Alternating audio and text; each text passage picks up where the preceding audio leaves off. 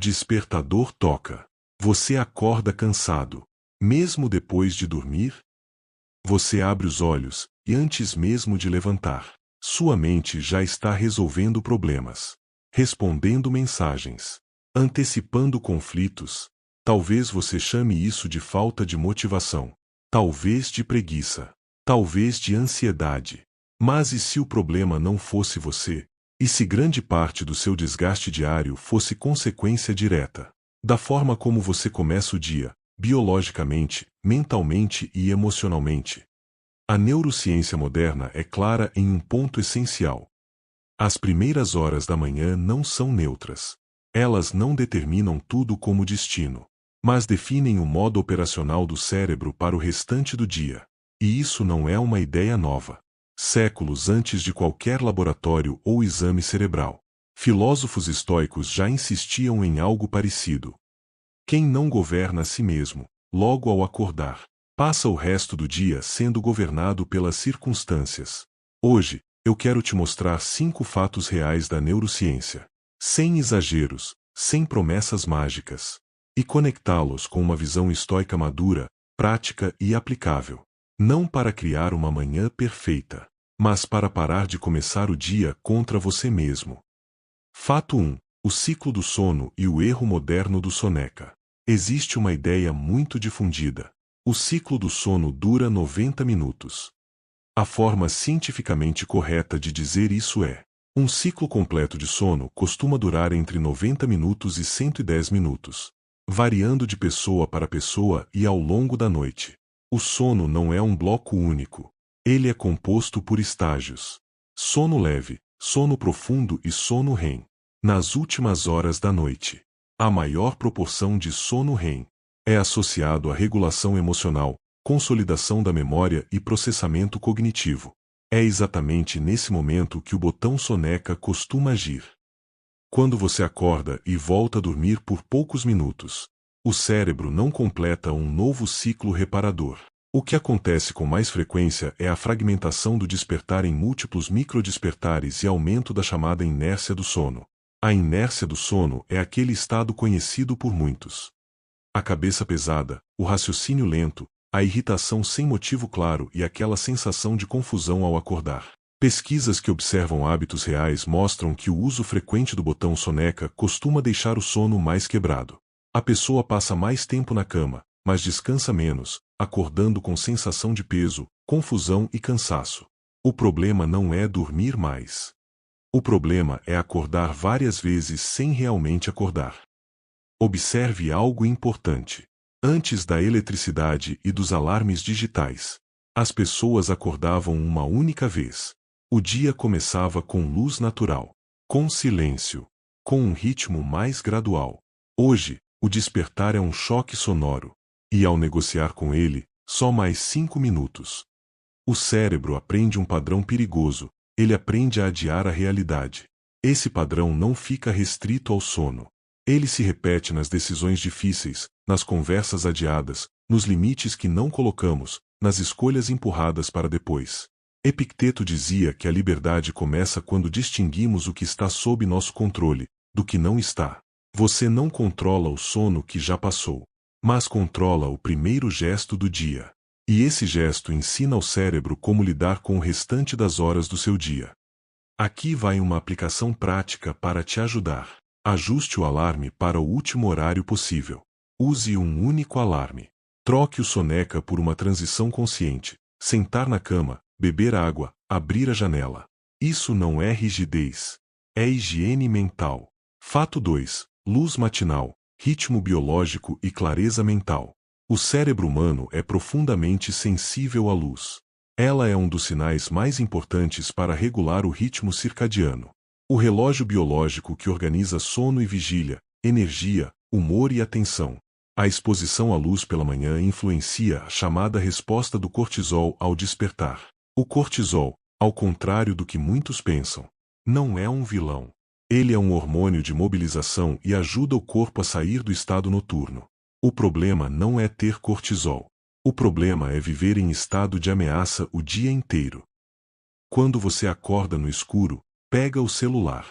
e mergulha em notificações, o cérebro recebe sinais contraditórios. Ainda é noite e precisamos reagir agora. Esse conflito biológico gera irritabilidade, confusão mental e cansaço precoce. É por isso que muitas pessoas dizem: já acordei cansado. Como era antes durante a maior parte da história humana, o despertar era acompanhado de luz natural, silêncio, ausência de estímulos artificiais. O cérebro tinha tempo de transição. Hoje, essa transição foi eliminada.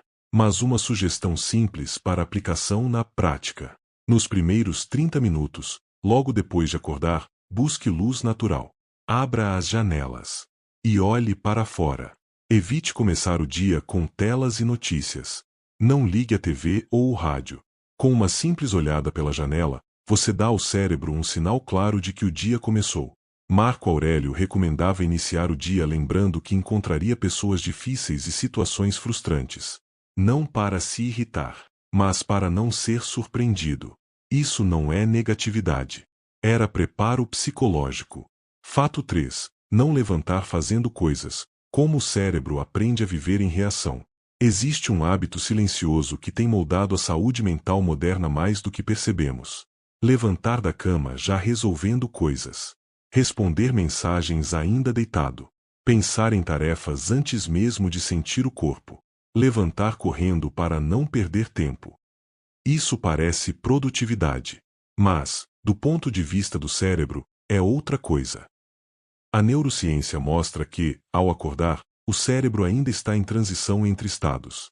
O córtex pré-frontal, responsável pelo planejamento, autocontrole e tomada de decisão, não está plenamente ativado nos primeiros minutos.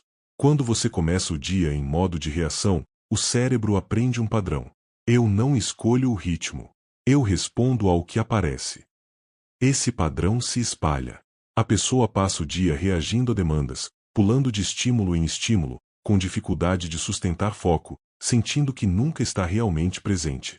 Não porque seja fraca, mas porque treinou o cérebro para isso, todos os dias, logo ao acordar. Como era antes, durante séculos, o início do dia envolvia silêncio, repetição e rituais simples.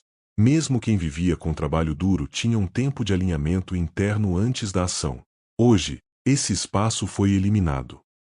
Na psicologia do comportamento, isso é chamado de aprendizagem por contexto. O cérebro associa o início do dia com urgência, com pressão, com ausência de escolha. E repete isso automaticamente. O estoicismo entra aqui com força. Os estoicos defendiam algo simples, mas radical: governar a si mesmo antes de enfrentar o mundo. Marco Aurélio escrevia seus lembretes antes de lidar com o império. Não depois. Aplicação na prática. Ao acordar, não faça nada por 5 minutos. Não resolva problemas. Não organize tarefas. Apenas, sente-se, respire, sinta o corpo, observe a mente. Isso não é perda de tempo. É definir o tom interno do dia. Quem começa escolhendo, termina menos reativo. Fato 4. Afirmações matinais sem misticismo. Orientar a mente, não enganá-la. A palavra afirmação ficou contaminada por promessas vazias. Mas, quando usada corretamente, ela tem base psicológica sólida. A psicologia chama isso de autoafirmação baseada em valores. Não se trata de repetir frases irreais. Trata-se de lembrar quem você escolhe ser, antes que o mundo decida por você. O cérebro é altamente sensível àquilo que recebe como foco inicial. Os primeiros pensamentos do dia funcionam como um primeiro enquadramento da realidade. Isso não determina tudo, mas aumenta a probabilidade de coerência ao longo do dia. O erro moderno: muitas pessoas acordam pensando no que falta, no que não fizeram, no que pode dar errado. Isso não é realismo. É ruminação automática. O que os estoicos faziam? Marco Aurélio não escrevia para se motivar. Ele escrevia para não se perder. Epicteto insistia: não são os fatos que nos perturbam, mas os julgamentos que fazemos deles. Afirmações estoicas práticas. Em vez de frases grandiosas, use lembretes simples. Hoje, vou agir conforme meus valores. O que não depende de mim não merece minha atenção. Posso sentir desconforto sem abandonar a razão. Minha dignidade não depende de aprovação. Ou melhor ainda, transforme em gatilhos conscientes. Se eu me sentir pressionado, então eu desacelero. Se algo me irritar, então eu observo antes de reagir. Isso não é motivação. É treino mental. Fato 5. Positividade prática. Escolher o ângulo que preserva a dignidade. Existe uma confusão perigosa entre positividade e negação da realidade. A positividade tóxica diz: pense positivo e tudo vai dar certo. O estoicismo diz algo muito diferente. Escolha a interpretação que te permite agir bem, mesmo quando as coisas não dão certo. A neurociência mostra que o cérebro tende a repetir padrões de interpretação. Se você começa o dia esperando ameaça, ele procura ameaça. Se começa o dia com clareza, ele tolera melhor o inesperado. Isso não elimina dificuldades, mas reduz sofrimento desnecessário. Como os antigos viam isso? Sêneca afirmava que quem não sabe a que porto se dirige, nenhum vento é favorável. O vento contrário não é o problema. A ausência de direção é. Aplicação na prática. O protocolo da manhã coerente. Acordar uma vez. Luz natural. Silêncio inicial. Lembrete de valores. Uma ação pequena e deliberada. Pode ser arrumar a cama, caminhar 5 minutos, tomar banho sem celular. Pequenos gestos constroem autoridade interna. Preste atenção. O que as manhãs estão te ensinando. Agora, junte tudo.